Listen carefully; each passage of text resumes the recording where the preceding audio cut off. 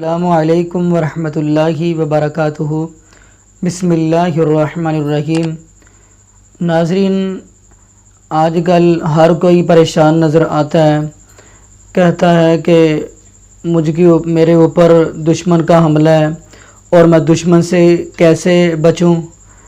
تو چلیے دشمن کے وار سے کیسے بچا جائے، دشمن کے طرف سے جو گولی آئے یا کوئی چیز آئے اس سے کیسے بچا جائے۔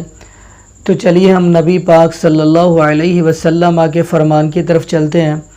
نبی پاک صلی اللہ علیہ وسلم نے فرمایا، جو بندہ یہ کلمات پڑھتا ہے، بسم اللہ الذی لا یضر مع اسمہ شیء فی الارض ولا فی السماء وہو السمیع العلیم، بندہ یہ کلمات پڑھتا ہے، جو بندہ یہ کلمات پڑھے گا اسے زمین آسمان کی کوئی چیز نقصان پہنچا سکتی ہی نہیں ہے۔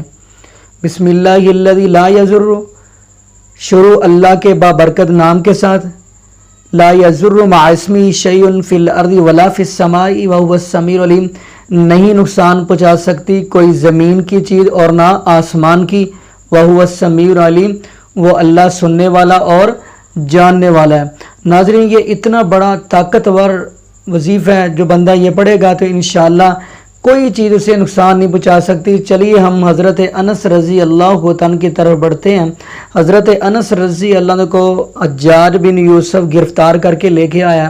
حجاج کہنے لگا، تو میرے خلاف باتیں کرتا ہے، میرے خلاف سازشیں کرتا ہے، تو تو بچ کے دکھا، کیسے بچے گا۔ حضرت انس نے فرمایا تھا کہ میں نبی پاک کے بتائے ہوئے کلمات پڑھ کے آیا ہوں، بسم اللہ الذی لا یضر مع اسمہ شیء فی الارض ولا فی السماء وہو السمیع العلیم۔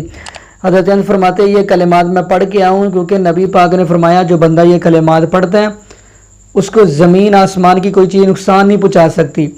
تو حضرت انس رضی اللہ عنہ فرمانے لگے، تم اپنی تلوار آزماؤ، میں الحمدللہ نبی پاک کے بتلائے ہوئے کلمات آزماؤں گا۔ اب وہ تلوار پکڑ کے آگے بڑھتا ہے، پھر پیچھے چلا گیا۔ حضرت انس فرماتے ہیں آگے کیوں نہیں آتا؟